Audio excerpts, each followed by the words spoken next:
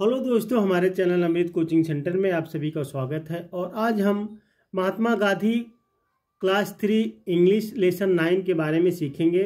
और इस लेसन में महात्मा गांधी के बारे में कुछ जानकारी है और इस जानकारी को हम लोग सरल हिंदी अनुवाद के साथ सीखेंगे। तो उम्मीद करते हैं कि आप लोग अच्छी तरीके से इस जानकारी को सीखेंगे और वीडियो को अंत तक जरूर देखिएगा। पसंद आएगा तो लाइक कीजिएगा और अपने दोस्तों तक शेयर जरूर कीजिएगा। तो Mohandas Karamchand Gandhi was born on October 2, 1869।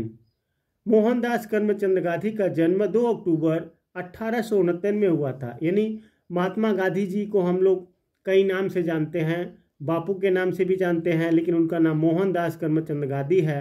और इस प्रकार से राष्ट्रपिता के नाम से भी जानते हैं, उनका पूरा नाम मोहनदास करमचंद गांधी है।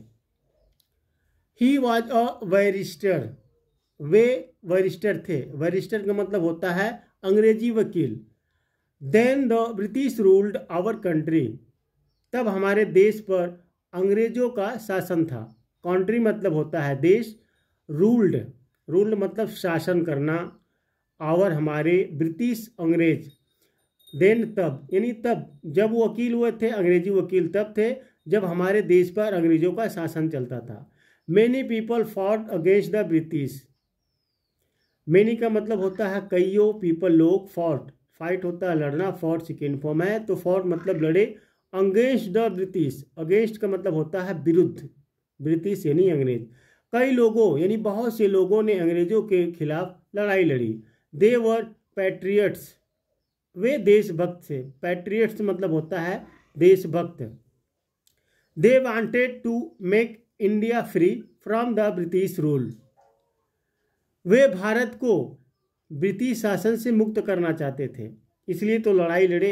हमारे देश के बहुत से ऐसे वीर थे जो अपने देश के लिए अपनी कुर्बानियां दे दी, जो चाहते थे कि हमारा देश ब्रिटिश रूल से यानी ब्रिटिश अंग्रेजों के शासन से मुक्त हो जाए और सभी लोग आज़ाद से रहे। इसलिए हम लोग आज आज़ाद से रह रहे हैं।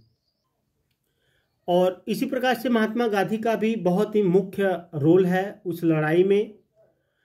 Gandhi led a movement against the British, Gandhi ने अंग्रेजों के खिलाफ आंदोलन का नेतृत्व किया, तभी तो हमारा देश आज़ाद हुआ। It was a movement of non cooperation with the British, यह अंग्रेजों के साथ सहयोग असहयोग का आंदोलन था। There were no army no weapons, कोई सेना नहीं थी, कोई हथियार नहीं था। वेपन्स का मतलब होता है हथियार, मूवमेंट का मतलब होता है आंदोलन। तो इस प्रकार से उन्होंने, गांधी जी ने एक ऐसा आंदोलन चलाया जिसमें सभी लोगों ने उनका साथ दिया और आगे बढ़े और लड़ाई लड़े और अंततः हमारा देश आज़ाद हुआ। द मूवमेंट वाज पीसफुल, आंदोलन शांतिपूर्ण था। Gandhi was a great leader, Gandhi एक महान नेता थे। लीडर का मतलब होता है नेता, ग्रेट महान, और पीसफुल का मतलब होता है शांतिपूर्ण। तो मोमेंट का मतलब होता है आंदोलन।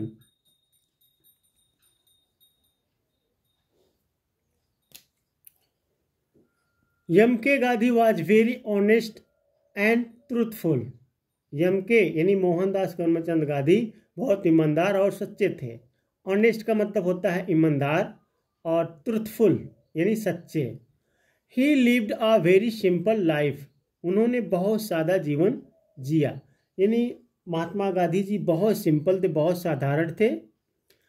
ही wanted unity of all the Indians, वे सभी भारतीयों की एकता चाहते थे। यूनिटी मतलब होता है एकता, यूनिटी इज द स्ट्रेंथ, तो एकता में शक्ति है। तो इस प्रकार से गांधी जी भी चाहते थे। He worked for the poor, उन्होंने गरीबों के लिए काम किया। पीपल कॉल्ड हिम महात्मा, लोग उन्हें महात्मा कहते थे। तो महात्मा गांधी जी को हम लोग बहुत ही नाम से जानते हैं, कोई महात्मा कहते हैं, कोई बापू कहते हैं, कोई राष्ट्रपिता कहते हैं, लेकिन उनका नाम मोहनदास करमचंद गांधी है। इस प्रकार से हम लोग जानते हैं। At least India became independent on August 15, 1947, आखिरकार 15 अगस्त 1947 को भारत स्वतंत्र हो गया।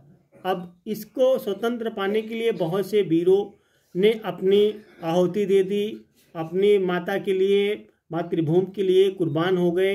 बट महात्मा बिकेम सैड, लेकिन महात्मा दुखी हो गए। हमारा देश आज़ाद हो गया लेकिन फिर भी महात्मा गांधी जी दुखी हो गए, उन्हें दुख हुआ। क्यों? Because India was divided into 2 countries, India and Pakistan. क्योंकि भारत 2 देशों, भारत और पाकिस्तान में विभाजित हो गया था। अब इंडिया तो स्वतंत्र हो गई, लेकिन महात्मा गांधी जी को इसलिए दुख हुआ क्योंकि इंडिया और पाकिस्तान 2 देशों में विभाजित हो गया, बंटवारा हो गया। Mahatma Gandhi was killed on January 30, 1948। Mahatma Gandhi की हत्या 30 जनवरी 1948 को हुई थी। All Indians became sad at his death. उनकी मृत्यु पर सभी भारतीय दुखी हो गए। पीपल लव्ड महात्मा, लोग महात्मा से प्यार करते थे।